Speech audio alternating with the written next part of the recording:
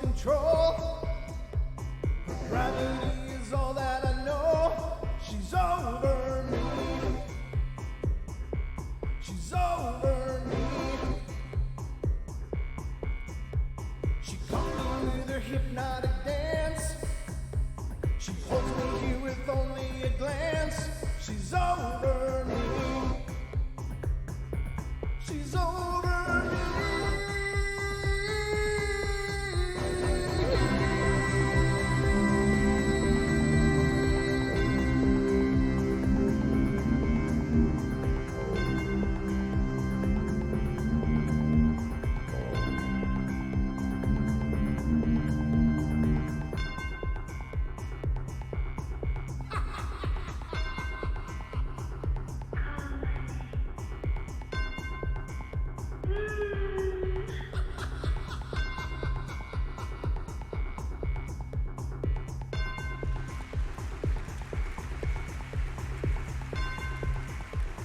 Ladies and gentlemen, boys and girls, welcome to the Paranormal Portal Night Terrors.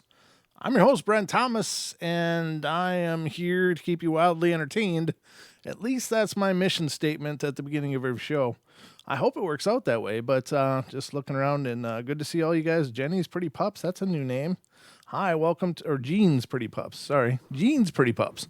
And I saw Private Paranormal was a new name as well. That's really cool. It's always cool. Oh, Tinker, how you doing? It's great to see you guys. It's always fun to see new faces pop up as we go.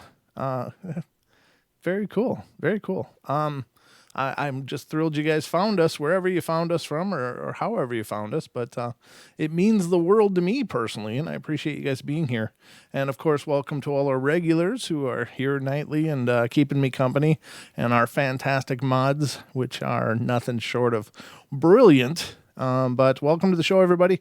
How you guys doing? I hope you're having a good week, good beginning to the week anyway. What can I say? There's a lot of snow up here. I posted a video on the Facebook today of looking out and just seeing. I got those steep roofs I was telling you about, and the snow just kind of comes down like thunder. Well, it like nearly barricaded my back door in completely. So I took a video of that and put it up on Facebook. So if you get a chance, follow us on Facebook, facebook.com/Paranormal Portal Radio. And again, the new podcast episode came out today. That was we welcomed Jonah from Alberta to the show, and he came on and told us all about his incredible experiences that he's had. Really nice guy. It was really great to meet him and had a great discussion with him. If you haven't checked it out yet, check it out. And you can find our podcast on Pandora, Spotify, iHeart, iTunes, and a bunch of other platforms. Just do a search for Paranormal Portal, and you can get the podcast. Now, the nice thing about the podcast is that, they're audio only. There's no video with those, and they're not the same thing as YouTube. I know a lot of people kind of confuse the fact that, a YouTube channel and a podcast, and those are really, honestly, two very different things. Although people have been kind of using the terms interchangeably, it's really not the same thing. The podcasts are a completely different show than what you're finding here on YouTube. So if you like the Paranormal Portal and you want to hear more of it, you can check out the podcast. And the nice thing about the podcast is you can download them, so you can take them with you. You don't need an active internet connection, or they don't chew up your internet as you go. If you're just at a Wi-Fi hotspot or something, you can download the episode and then listen to it whenever you want. So, but that's our podcast. It's out there, and a great episode today, and a lot of amazing episodes in the recent past. So hopefully you guys will check them out if you haven't already, and if you like it, please subscribe to the podcast on whatever platform you're using. And if you really like the show, head over to iTunes and leave us a good review. That helps a bunch in getting the podcast recommended for other people to hear it. So it goes a long way, which is important to us. Sorry, I've been out dealing with snow again. So you can imagine how much fun I'm having. Yep, just about that much. So I hope you guys are doing great. Thank you so much for being here on the show. Now, if you have something paranormal that you'd like to share with us here on the show, please feel free to call in. The call-in number is 720-923-0033.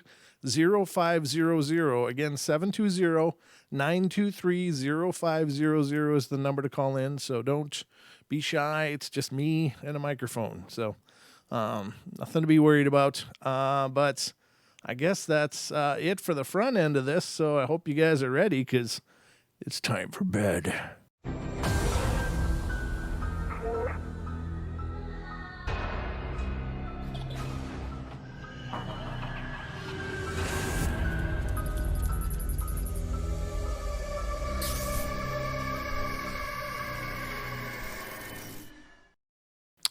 And yes, you're right, Julia. If you have something paranormal you want to submit, if you'd like to be a guest on the podcast and share your stories with our listeners, then you can certainly either email, you can email because we already talked about the phone line, but you can email us at paranormalportalradio@gmail.com. Again, paranormalportalradio@gmail.com. And that's a way to get a hold of me if you've got anything else that you want to mention or tell me about, or if you've got a situation you're dealing with and need some advice or whatever, as long as it's paranormally related. I'm not so sure that I'm real well geared to help you with the rest of life, but maybe I got some input that might help if you've got something paranormal going on or just want some advice. But I'd love to hear from you, and if you want to share your experiences on the podcast, or just send in an email that you want read, you can do that as well. If you don't want to be a guest, that kind of freaks you out, there's all kinds of options. So anyway, all right. I gotta tell you, MCAT, I read that wrong for a second there. That first letter, I didn't catch that it was a T. So I was like, huh? All right, so we are about ready and underway. So let's get this started. The first story that I'm going to read to you guys is a pretty short one, and it's coming from the state of Florida. So, oh man, that stunned me. I was just like, huh? I thought it was getting all spicy up there in the chat room, but I just misinterpreted it. There is a need for me to have glasses, I guess. So this happened early in March or April, but I've taken it to I had taken a new sleeping pill, but it didn't seem to be working. So at 11:30, I got up and used the restroom, and then I came back to bed. And the moment I lay on my back, I had left this world. I couldn't move, breathe, or speak. Commonly known as sleep paralysis, my jaw was locked as I tried to scream. In my left ear was a horrible roaring, like some creature out of a movie. In my mind, I saw myself dancing with a man in clothes from another century, as was my gown that I was wearing. And when that image faded, I saw an ancient cathedral with tolling bells in the distance, and eventually I was able to open my eyes. It was as if my body had been released. But to my horror, at the foot of my bed was a shadow, thick and black, seeming to have no shape, and yet I saw a bald head, large dark eyes of obsidian, and leering grin. It just stood there, and I closed my eyes for only a second, but when I opened them again, he was gone. I looked at the clock. Midnight. Only a half hour had passed, and yet it felt like seconds. I was so scared I could only lie there under the covers, not daring to look back at the foot of my bed. I don't know what he or it was, or why I've experienced sleep paralysis all of my life, when the average person only has it about twice in their life. And I've researched the topic many times, from the legends of a witch sitting on your chest to the incubus that likes to stalk the women at night. Being an insomniac, I've never fallen asleep as fast as I did that night. I want to know more about what I saw and experienced. Yeah, that's weird. Now, it is kind of suspect, though, that, and I'm not saying this didn't happen or that it wasn't, in fact, paranormal. It very well could be, but, when you're on the outside looking in and you hear somebody just started taking a new medicine, there's all kinds of side effects. If you ever listen to any of the commercials for any of the new medicine, it's like half advertisement, or like a third advertisement and 2/3 warnings. And it's absolutely terrifying. It's like it may cause explosive diarrhea and all kinds of other worse stuff. And it's like, my God, I think I'd just deal with insomnia rather than, might cause death. You just never know what the hell these pills are going to do to you. And, that's so in the narrative, the person's taken a brand new medicine that they've never tried and they had this experience. Now, maybe that was just a one-off. Maybe it was really paranormal, and I'm not meaning to discount that possibility, but that certainly has to be weighed into, possibility when you're looking at causation and looking at what it could be, because that is, definitely can really screw with people, can cause hallucinations. God, what was that one medicine people were taking and they were like living these lives that they weren't even aware of. They were getting up in the night and going and doing stuff, and then they wouldn't have any clue that they'd been doing it. Was it Ambien? Was it Ambien, the one that people were taking and just doing all kinds of wacky crap?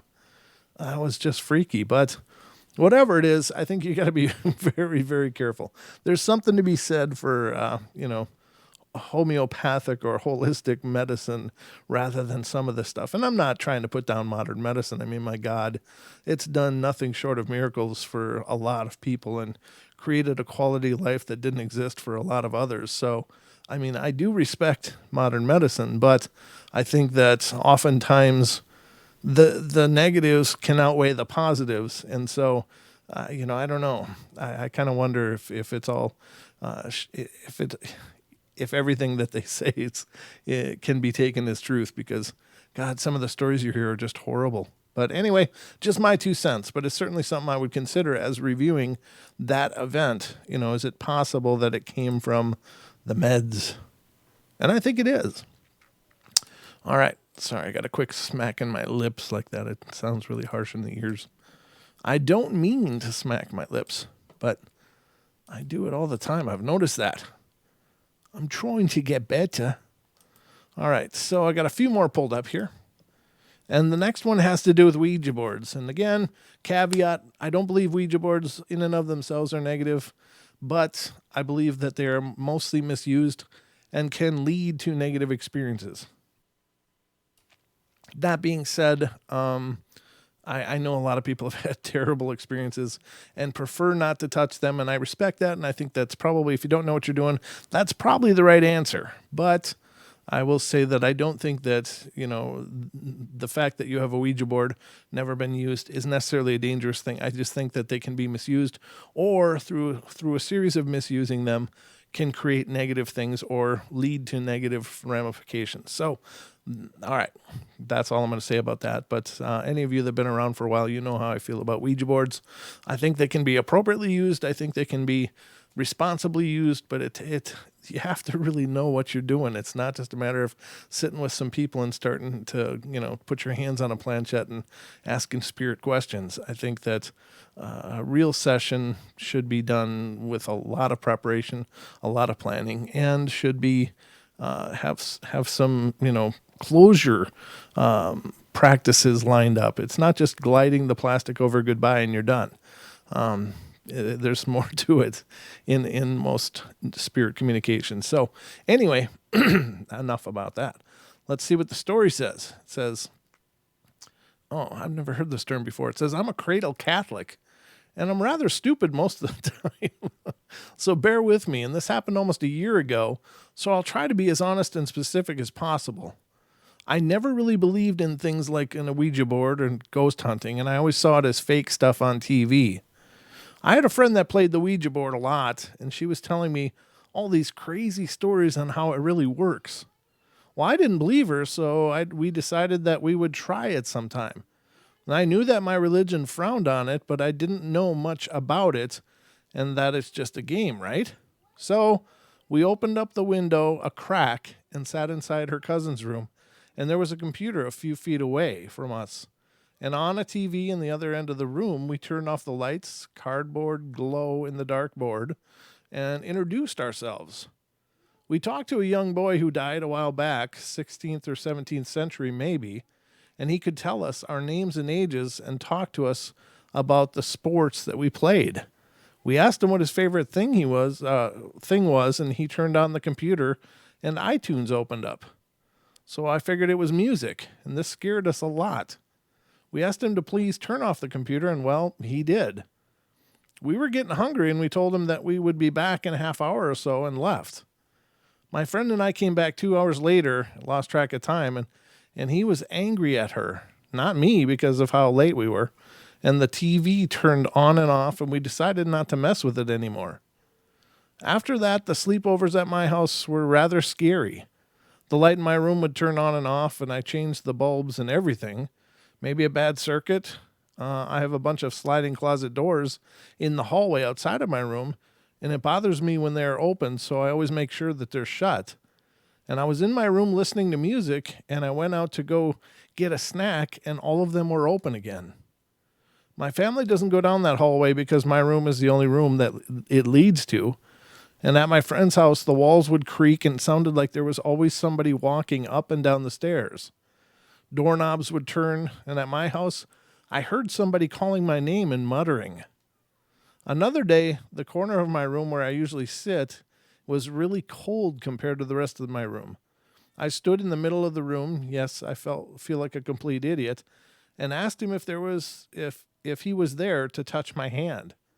Well, my hand got extremely cold, and that was the last time I tried that wonderful idea. Finally, one night I got sick of it. The lights were out again, so I took my camera, turned off the flash, and took 4 pictures, and I immediately loaded it into my laptop, and the 4th looked like a green pair of eyes in the corner. My friend screamed and started crying, and we both ran out of the room. I was laughing hysterically because, for some crazy reason, I laugh when I'm scared. He had told us his name, but I won't say it because I heard that if you say the name, it gets stronger. I'm not very experienced in this stuff, and I went to confession, and the priest pretty much flipped out and told me to burn it. And I heard that's the worst thing you can do to a board, and plus, it wasn't mine, so I didn't. I prayed a lot. I threw holy water pretty much everywhere. I slept with a rosary in my hand, and I believe that Ouija boards and other ways of communication are real and dangerous. I haven't heard or experienced anything for a while, so am I just going insane, or could this be a real demon or spirit, or I don't know. Yeah, again with the demons everywhere. Demons. I don't know, just because something negative is going on doesn't mean it's a demon, as you are all well aware, I'm sure. But the term demon gets thrown around way too loosely, way too easily. I believe there's demons, don't get me wrong, but I don't believe that they're around every corner, under every bed, everywhere that people are having negative spiritual experiences. That the descriptions of that story don't really seem demonic to me. Not that I'm an expert, mind you, but I think that's again, I'll repeat this. I repeat this quite often, but I know that new people are always finding the show, so I don't think that demons broadcast their presence. I really don't, because what demons usually want is to take over somebody, like to possess or oppress them, or to feed off of them, or to do something of that nature. And the worst thing that could happen is that people would become alerted to their presence. So I think they work mostly in the shadows for a long time. They don't, with filling somebody with a bad mood, that dark cloud over their head, kind of breaking their will over a period of time. They don't come out and go start throwing stuff around and go, I'm a demon, because if people know that they're there, then they're easier to get rid of. But once they're embedded, once they've dug in and started casting their influence on a household or a person, then they're really hard to get rid of. So I don't think that they make their presences known for the most part. There's always subtle clues, I believe, but I think their end game is to hurt or to destroy people or whatever. And it's kind of like the mosquito tries not to let you know it's there until it's got its, until it's already gone and you start itching. Sometimes we hear them and we feel the bites sometimes, but generally you get bit all the time by mosquitoes and you didn't even know they were there. And I think it's pretty much the same for demonic things. They don't want you to know they're there because they don't want you to get rid of them. So I don't know. I think a lot of what people experience is negative hauntings, negative ghostly spirits that are kind of, pissed off for some reason, whatever their reasons. It can vary, but yeah, I don't think there's as many demons around as people like to say. But again, it sounds fantastic, doesn't it? That's a demon, because that's like street cred in paranormal terms. Now, do people encounter them? Sure, they do. But I think, given the power and given the potential for what a demon is capable of, I don't think in your worst nightmare you want to encounter a demon. You don't want to. I mean, again, I know the faith is strong and people, deal with this stuff regularly, and that's fine. But I'm talking about the average person. So anyway, my 2 cents on that. But that's, Ouija boards can be dangerous, but I don't think they are intrinsically dangerous in and of themselves. I think it's a lot of inexperience and people that don't understand what they're doing that create problems with Ouija boards. Not that I'm advocating their use. Again, if you're not sure, don't use them. Stay the hell away from them. Excuse me. All right, next one is Indiana, ladies and gentlemen. We're going to Indiana. All right. When I was 8, I moved from my hometown to where I am now.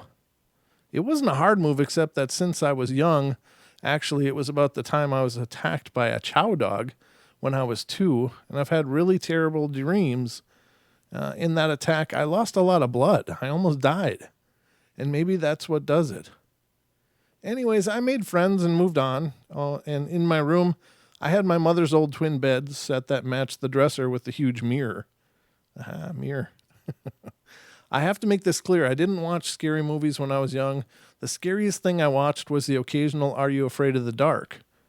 I slept that night, but not well, and when I finally drifted, I dreamt. And I dreamt my door was bolted shut, and my room was a mess covered in paper and vines crawled across my walls. And when I got out of bed to look around, I looked in the mirror to see a demon.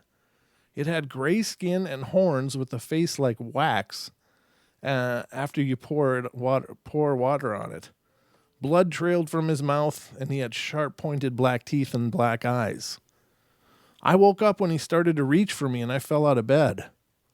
I searched wildly for the bear my grandmother had given me and said a bedtime prayer. Now I lay me down to sleep. I pray the Lord my soul to keep. If I should die before I wake, I pray the Lord my soul shall take. That one. Well, I stood and moved them to the mirror and pressed the hands, and instead of my cute little bear voice, something that dripped with evil spoke. You can't ever be. I don't know what that meant, but when I looked up into the mirror, it was the same demon. I screamed and my mom came into the room and I threw the bear at her. She asked me what had happened and I told her, and she picked the bear up, pressed the hands, and my bedtime prayer was back. I told her I didn't want it anymore and to keep it away from me, and I have never seen it since. I look into the mirror every so often and I see those eyes. Only they're my eyes. It happened this morning while I sat in my car waiting for the bus. I was out of that car so fast and in my best friend's car before I had really realized I was moving. He woke up and asked what was wrong, and I just shook my head. They all know I have bad dreams, but I never tell them what they're about. Only my very best girlfriend knows about some of them. That's creepy right there. Oh yeah, I gotta remember to keep dropping this. But this Saturday night, ladies and gentlemen, on the Paranormal Portal, just so you know, a good friend of ours, fellow TFR host, and great guy, deals with the paranormal stuff all the time on his show, the Kev Baker Show. But Kev Baker will be joining Don and I this Saturday night on our 2-hour show right here on YouTube and on TFR Live as well. So I hope you guys will join us because it should be a great time. It'll be Kev's first appearance on the Paranormal Portal, and I'm really excited to get him on here and to talk with him and take a walk down the paranormal side with Kev. He's been at it for a long time in the broadcasting world, and it'll be great to hear his stories and hear what he has to say. So that'll be this Saturday night on the Paranormal Portal. So I hope you guys can make it. All right, so the next one is coming from Florida. I bet you it's warm in Florida. I bet you it's kind of warm there.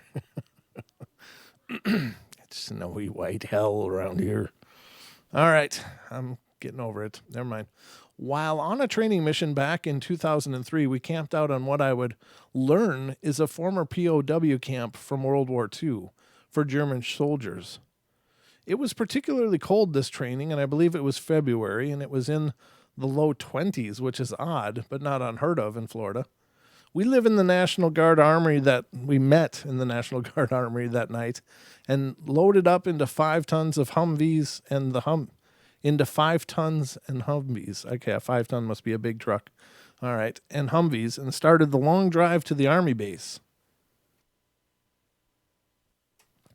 I know for some the 20 doesn't sound all that cold, but with Florida's humidity and gear that's issued in a warm weather environment, really does little to stop the cold. By the time we arrived at the base, my body was numb from cold and every bump on the road seemed to shoot through my spine. I was grateful when we stopped for the night, and all I could remember once we got to the base and received our location for the mission, we drove what seemed like hours through the woods on the most god-awful roads in the state. They spelled awful, O-F-F-A-L. When we finally arrived at our area of operations, it was time to set up camp and rest for the following day of training missions. I went with my platoon to a location the platoon sergeant felt was a good spot to set up camp, and there was a concrete slab which seemed to have been the foundation of a sort of building long gone, and there was grass and bushes growing from the cracks in the slab, and I found a comfortable spot to lie, what sleeping equipment I had, and consisted of a Gore-Tex wrap, a sleeping bag, and an inflatable shooting mat. And I set my sleeping area up, climbed into my sleeping bag fully clothed with my rifle and my field knife by my side, and I then sat in and waited for the bag to warm up so I would at least be a little comfortable and could possibly get an hour or two of sleep. Must have been around 0200 in the morning when I woke with strange feeling, and it had seemed like someone wanted me up and had shook me to get my attention. I peeked my head out of my hotel suit and looked around, and no one was looking at me or standing around me. And it was a well-lit night now that the moon seemed full, and the terrain that seemed a mystery before was almost in plain sight. I looked around for a little longer, seeing if maybe I had heard something, an animal perhaps. Finally grew tired again, and the cold started to get at me, so I found my rucksack and reached inside and pulled my flask filled with cheap scotch from it. And I took a long swig on my flask and then settled back into my sleeping bag. I drifted off to sleep again after the whiskey had relaxed my nerves and helped me forget what the shooting mat had lost what little air it had in it, and that I was now sleeping on concrete. The night, it seemed, was getting colder, and the morning dew was settling on the ground and turning to ice. As I would turn my sleeping bag, I could hear the ice crack, and I could feel it slide from the Gore-Tex outer shell. I don't know what woke me, but I often woke up several times when sleeping in such a way. I checked my watch, 03:15, and I'd only slept for a little over an hour, and I took another long swig from my flask and then settled in to hopefully get some more rest. Before I could return to the land of sleep, I started to feel like I was being watched. I again looked at my sleeping bag to see if someone was around, and looked out of my sleeping bag, rather, to see if someone was around, and the same result of no one. I returned to try to sleep when I was kicked in the back, and I looked out of my sleeping bag to find no one standing there. I was a little upset to find that someone hadn't walked up behind me. I then got out of my sleeping bag and went over to the tree line and took a leak, and I took my time returning to my sleeping bag and just looked around to see if I might have missed something. I looked around where my sleeping bag lay and found that no one was sleeping behind me. So I thought maybe I had a muscle spasm or something along those lines, and thinking this, I returned to my sleeping bag, and I had just started to get comfortable again when I was kicked in the stomach.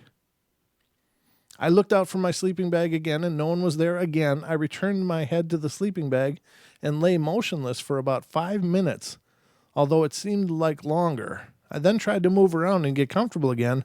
I checked my watch, and it was close to 04:30, and wake up would be coming soon, so I thought it best to get a little more rest before waking up to eat breakfast. I just started to fall back asleep when it felt like someone stepped on me, as if they didn't see me lying there. And I moved to push the person off balance as they stepped on me, but found no resistance at all. I don't remember much more about that night other than I didn't get any rest and was annoyed about the incidents in the night. Breakfast was your typical Army cardboard flavored coffee and liquid eggs with something they were passing off as sausage. During our training missions, I noticed several things that struck me as odd. The concrete slabs had indeed been a foundation of sorts, at some time all in a pattern as if it were a lost neighborhood. There were no signs of fencing anywhere, but where one would think to place a fence was simply 10 yards or so of broken glass or bottles and other jagged materials. I found this continued into most of the areas we were hiking through, and I asked the sergeant about the glass, and all he could remember was that sometime it was a POW area, and broken glass was cheaper than fencing. In Florida weather, you really don't need shoes, so I suppose items that could have been used for footwear were confiscated to prevent escape. I haven't found anything in print regarding that, but it makes sense. I did, however, find out that it was indeed a POW camp and that 5 people died of natural cause and or illness during it being active. This is not as vivid as some of my other stories, but it thought it would be well received. I'm currently working on a story that has been relayed about hunting at a jail, and I'll post it as soon as I can. Wow, that's a really cool story. A lot of those places have a memory. Could there be wandering ghosts stuck there? I suppose. It's kind of the same thing as a prison. You know, prisons or hospitals, they are generally really hot spots for paranormal activity because there's a lot of life and death happening there and a lot of trauma, a lot of sorrow, a lot of pain. Those kind of imprints don't just fade away. They seem to always remain on these places. Wow.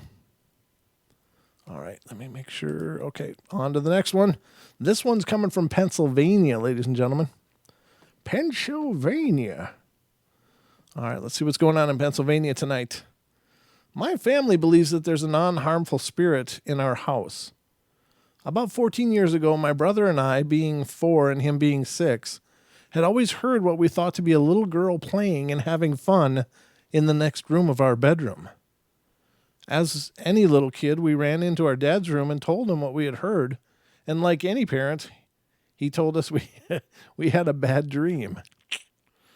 Several times my brother and I ran into my dad's room claiming the same thing night after night. As we got older, it just stopped happening. It was like she didn't want anyone to hear her after a certain age.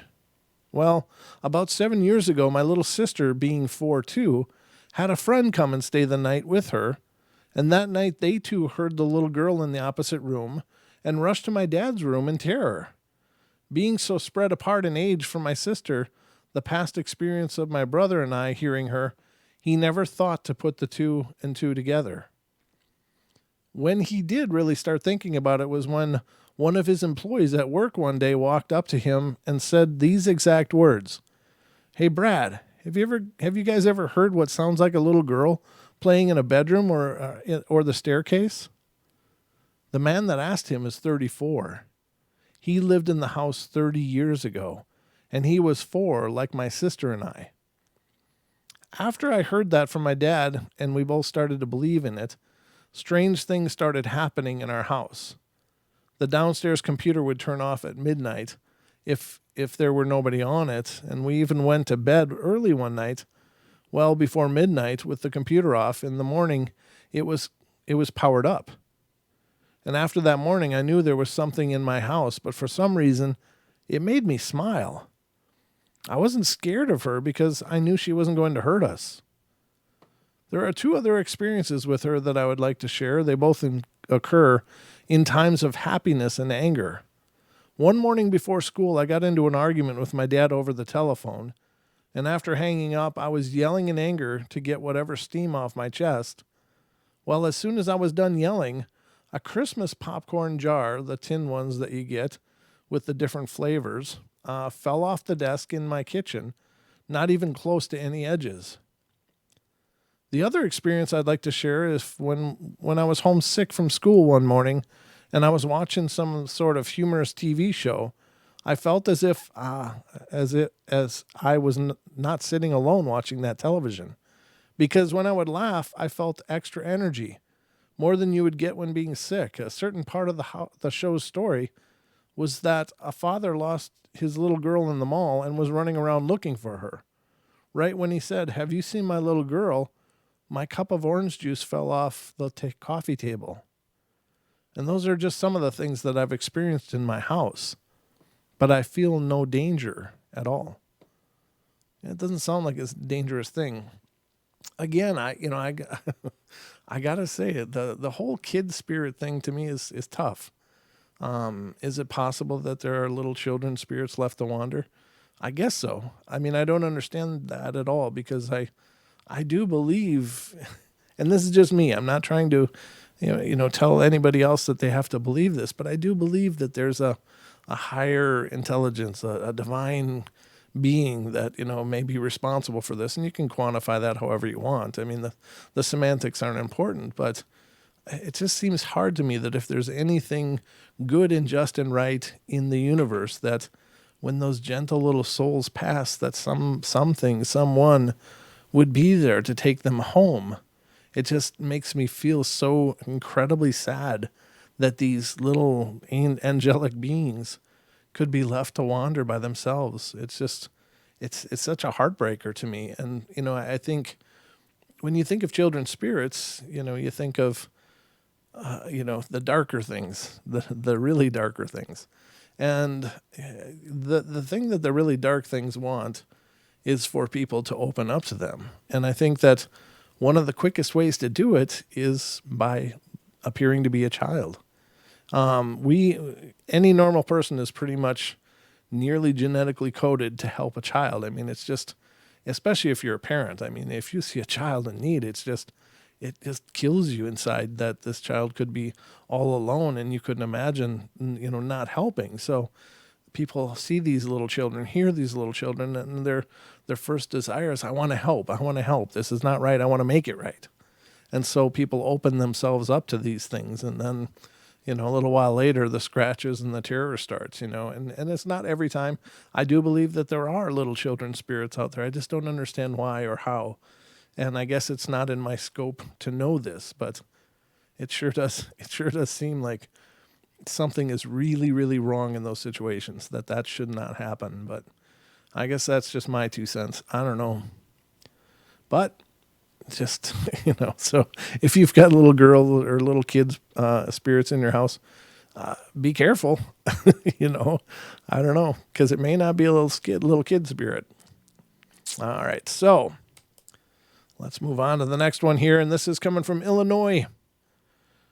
This one's not real long. It said, "This is a story my father told me while looking through old family photos a few weekends ago. It may or may not have relevance, but I thought I would share it. A little background: my father comes from a family you can count on your 2 hands. My grandparents, my father, my aunt, my great-grandparents, and finally my great-uncle and aunt, Wally and Dorothy. In the 70s, the 8 of them would visit every Sunday, taking turns going to Elgin, where Wally and Dorothy lived, and I don't know, Lisle, Lyle, Lisle, is that pronounced Lyle? I don't know. Where my grandparents lived, and in 79, my great-grandfather passed great-grandma in 82. With the addition of my mother to the family, they still continued this Sunday visit. On Sunday in 1983, the 6 of them, Mom, Dad, Grandma, Grandpa, Wally, and Dorothy, were eating dinner in Lisle, and my aunt was a teenager and spending the night in Homewood, which is about an hour from Elgin and Lisle. The 6 of them went back to the house in Lisle, and on the kitchen table on notebook paper was a note that read, "We were here." No signature. The house appeared to be undisturbed. Doors, windows were fine. Lisle has low crime rate, or it did, and it was odd that there was no sign of a break-in, and my aunt was called to see if she had stopped by, and she said she had been in Homewood all night and had no reason to come home. Needless to say, everyone was a little uneasy, and pie and coffee were skipped. You know they were freaked out when pie and coffee is skipped. That's what it says. My Uncle Wally and Aunt Dorothy left for Elgin, and when they got home, they phoned to say that they made it safe.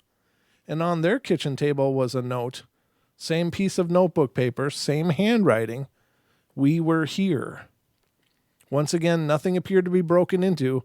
Elgin was quiet back then, and my Uncle Wally passed away in 94, grandparents in 03, and finally Aunt Dorothy in 07. They never figured out who left that note.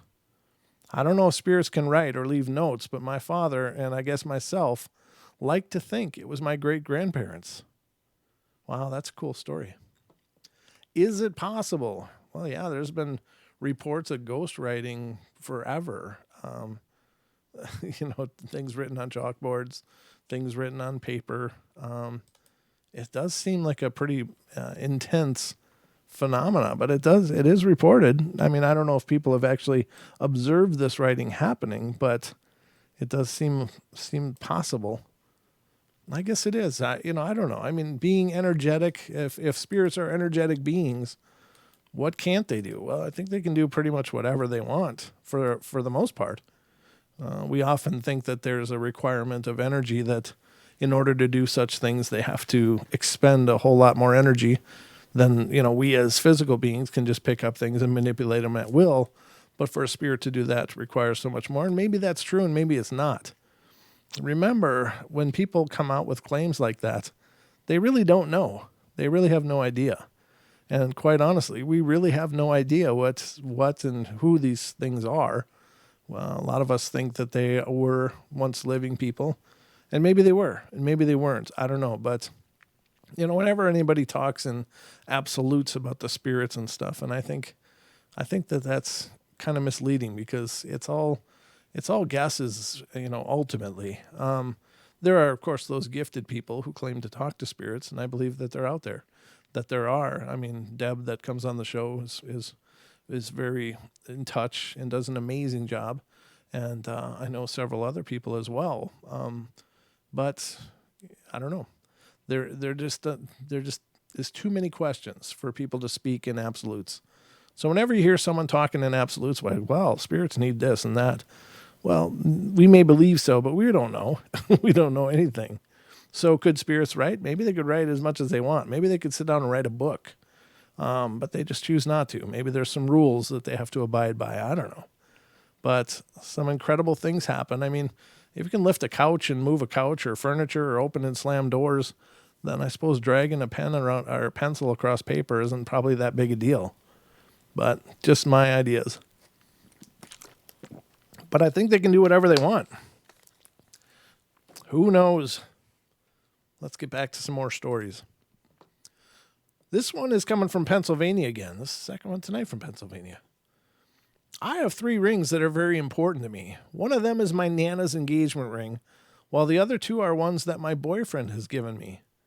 And I never take my rings off except when I'm getting a shower or washing my hands.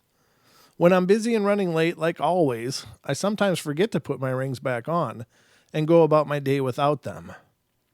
One time about a year ago, I was wearing 2 of the 3 rings, and I took them off and forgot to put them back on. And when I went back to get them, they were gone. I searched all over my house and couldn't find them anywhere. I was very upset and believed I had lost them for good because they had been missing for about a week. And then one night, I pulled back the sheets on my bed, and there on the side of the bed where I always sleep, laid my 2 rings neatly placed on top of one another. I was very happy, but really freaked out at the same time. I immediately asked my mom, dad, and brother if they had placed them there, and they said no, that they hadn't. They hadn't been able to find them either.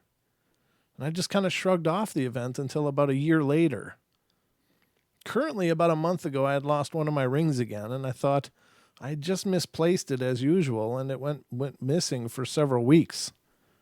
I'd given up hope of ever seeing it again, and one day I was getting ready to go to school, and I bent down to pick up my shoes, And out of the corner of my eye, I saw something lying on the floor right in front of the door, and there was my ring again. There is no way it could have been there for several weeks without anyone seeing it, because the door is the way people always come in and out of my house. My great-grandmother grew up in this house, and she lived there her whole life. My family believes when strange occurrences like this happen, that she is just letting her presence be known. I'm never frightened, but when things go missing and turn up later, we always say, "Thanks, Grandma." Well, that's cool. Apports and deports, ladies and gentlemen, apports and deports. They take things away, and sometimes they give them back. Sometimes they give you something altogether new. I think it's a real phenomena, very real phenomena. These things that just appear that are significant with someone we loved who had passed. Those are called apports, apports. Very cool phenomena. And it's really profound. I think if you ever have the chance, to have an item that has been apported, that it's really kind of a treasure, because it's like these things are, I don't know, they appear like right out of thin air. So are these things being deported to a different dimension and then projected back into our dimension? Or what exactly is going on in these situations? But if you can have an item like that, you got to think how profound that is. Whatever this item is, it could very well have been handled by a spirit and transported through dimensional barriers, and or whatever, however you want to define that. But I mean, to me, that's incredible. Is it and is it just a matter of vibration? The vibration was shifted in the object to take it out of our vibrational reality and then revibrated back to our reality to appear. I don't know what the mechanics would be, but I think those kind of things are pretty cool. I had an agate show up in really, really peculiar circumstances that I believe was a gift from my grandfather, who died before I was born. And I was always wondering, at the time I lived in the house that he had helped build. And I moved in there, and I was always wondering, and I thought, well, I wonder if my grandfather is happy that I'm here. And it was really funny because it was about a period of weeks, but I and my eldest son would sometimes see somebody walk by the windows. Now, this house is out in the middle of, out in the very rural area. There are other houses around, but not a lot of people. Most of the houses that are there, the people aren't there most of the time anyway. They're kind of like cabins or family homes that they'll visit during the summer. But I'd see somebody walking by that I didn't recognize. My oldest son saw him, and I don't know, would go outside and look. Nobody would be there. So it was very peculiar. And then I was watching television, and with my son sitting on the couch about 4 feet away. I was sitting in like a recliner next to the couch. We're watching television, and I get up and go about 5 feet away to the refrigerator, because it was a really small place, and so it wasn't a big stretch to get from the kitchen to the living room. But like 5 feet away, went to the kitchen, opened the fridge, grabbed a Coke or something. I turned around, and right there in my chair where I had just been sitting was this strange rock, just sitting on the cushion. And I picked it up, and it was this beautiful white agate. I'd never seen it before. We'd always look for agates on the beach there, but most of the agates are red. They have that red color to them. But this is very, very different. It was mostly white, or gray and white. But I was like, to my son, I was like, did you put this here? And he goes, no, I've just been sitting here watching TV, and it just appeared. So my grandfather was well known for getting up at 5 or 4 every morning and walking the beach looking for agates. And so to me, it was a personal message that he was letting me know that he was happy I was there. And that was really a profound, cool thing. And I carried that rock for years and years. But very cool experience. So I believe that apports are real. And I think many people have probably experienced them. And I think, even those situations where I put the keys down here, where the hell are they? I know they're here. I would put them here every day, and now they're gone. Well, that's kind of I think could be a deport. Something's taken them away. And then, so many claims of people looking all over their house, throwing their house all over because the keys that were usually in the one place were not there. And then to come back after 15 or 20 minutes and find them exactly where they usually leave them. Now, I think that in those cases, those kind of experiences can be maybe blessings, because maybe there's a reason that person could not leave the house at that time, even though you're running late and you're going crazy because like, oh God, I can't be late. What if you had left on time, you would have gotten in a horrible wreck or something like that. And so by virtue of those keys being missing, you couldn't leave. And that may have saved your life. I don't know. I mean, is that a possibility? So could be a guardian angel kind of thing, you know? So never judge the situation too harshly because it might be acting for a higher good. Just food for thought. This one is coming from Minnesota. And I think, oh my God, this is a huge story. I don't think I can read this one tonight. What do we got left? Let me look at the clock, ladies and gentlemen. I can read one more, but it can't be this long. So I'll save this one for tomorrow night. The Minnesota one I'll save for tomorrow. This one's much shorter. So this will be the last one for tonight, ladies and gentlemen. I hope you'll enjoy it. And this is coming from the state of Georgia. This story is actually my grandmother's, but I thought it was so amazing. My grandfather passed away on 7/11/03 due to heart failure. My grandmother was solely dependent on him and had never so much as had a job or gotten her license. She was completely helpless. And when he passed on, my mother decided to move her away from South Carolina and bring her to live with us in Georgia.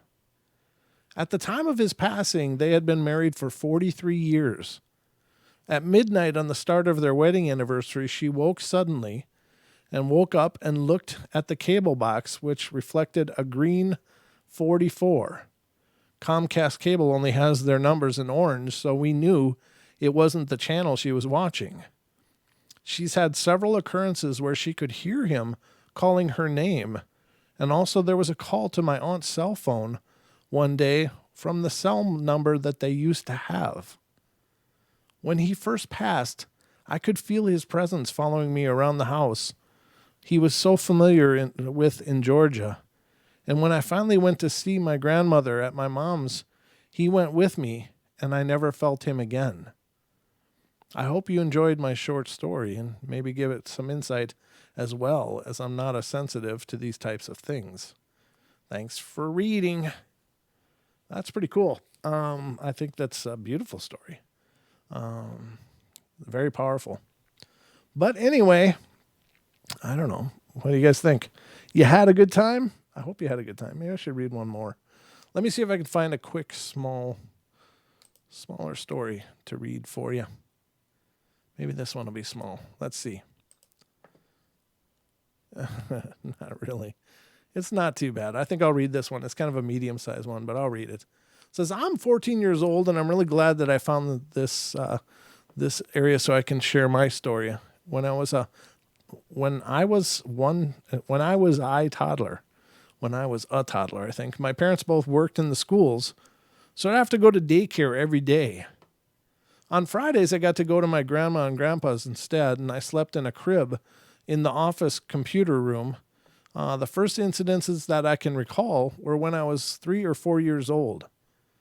The first one I remember happened in the computer room, and I woke up in the middle of the night and saw a smiling young woman emerge from the wall. She was wearing a white dress and a bonnet and was holding a bundle of flowers. Well, she smiled at me and told me to go back to sleep. I lay back down and watched her float across the room and disappear. I could tell that this was a kind and gentle spirit, and it didn't scare me.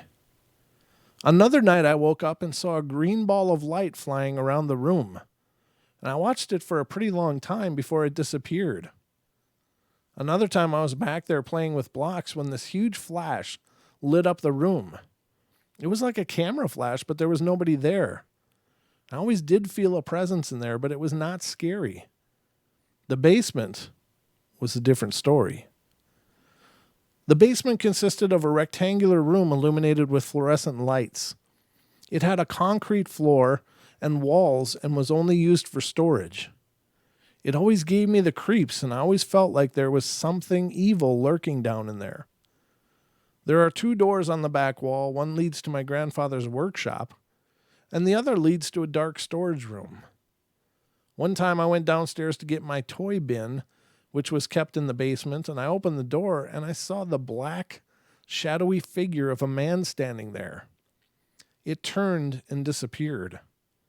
Whatever it was, it gave off a real evil vibe. When I turned 5, the activity really started picking up. I was now sleeping in the spare bedroom because I had outgrown my crib. And the first thing that happened at this age happened in broad daylight. I was eating breakfast when all of a sudden the crystal hanging in my window started spinning and sending light patterns all over the room. Soon the voices started.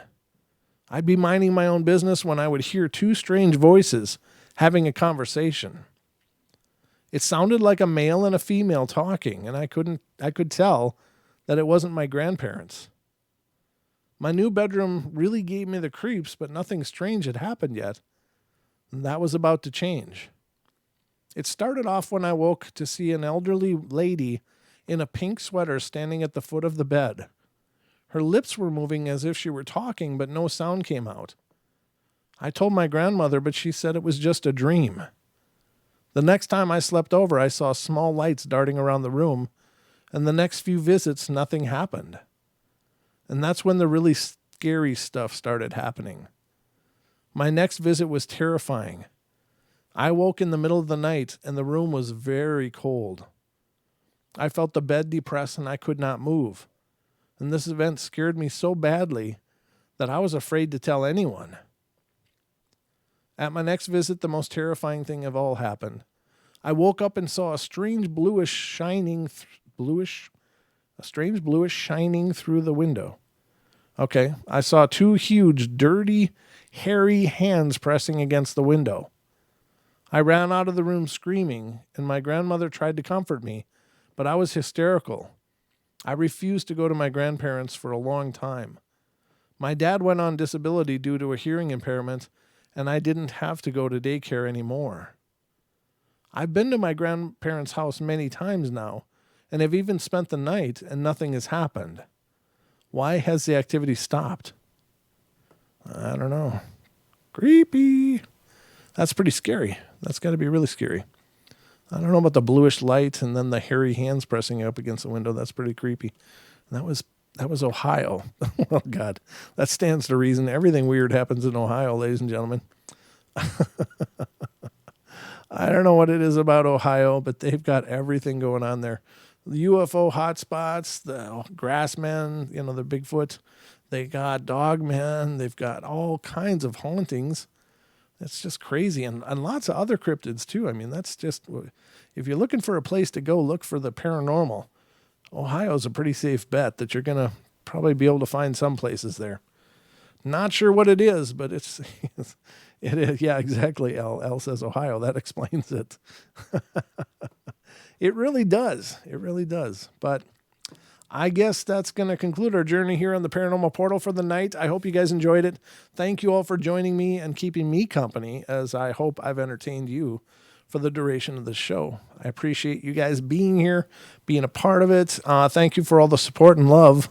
And thank you to the new people that are coming in and showing up for the shows. I appreciate that. It's wonderful to meet you, and I'm glad you guys found us, however you found us. So, again, check out the podcast. It is out there. And there will be another one on Wednesday. That will be a gentleman from the UK. That was a great interview as well. I think it was Chris. I'm so terrible with names. I'm always hesitant to say who it is, but I know today was God, what is it? I got to look now to make sure I'm right. I'd feel terrible if I mispronounced his name or misidentified his name. I got to look at the inbox here. Sorry. One moment, ladies and gentlemen. But on Wednesday's show, Sam. It's Sam. Of course it's Sam. I'm sorry about that. But yeah, so check out Wednesday's podcast. Check out today's podcast. Some great interviews, great discussions, and it really was it's really been amazing the amount of people that have stepped up and asked to come on the podcast or told me they have a bunch of stories and I offer them to come on the podcast, and they're willing to do it. I really appreciate it. And if anyone listening out there has some scary stories you'd love to share on the podcast, I'd love to hear from you too. So let me know. Again, contact me via email at paranormalportalradio paranormalportal@gmail.com. You can also catch up with me on the Facebook group. Again, facebook.com/Paranormal Portal Radio. But, it's just, if I had my druthers, it'll be on the email. But if you want to just message me on Facebook, that's fine too. Anyway, I hope you guys are doing wonderful. Thank you again for being here. I'll be back tomorrow night with more of the Night Terrors on this YouTube channel of ours. If you're not subscribed, please subscribe. It really helps out a bunch. And share, like, subscribe. You know the drill. That's going to wrap it up, though, for tonight. So we love you all. Be good, be kind, be nice. Take care of each other. Help each other out. Find the magic in every day. And remember to smile and laugh as much as you can. All right, guys. Love you all bunches. And sweet dreams.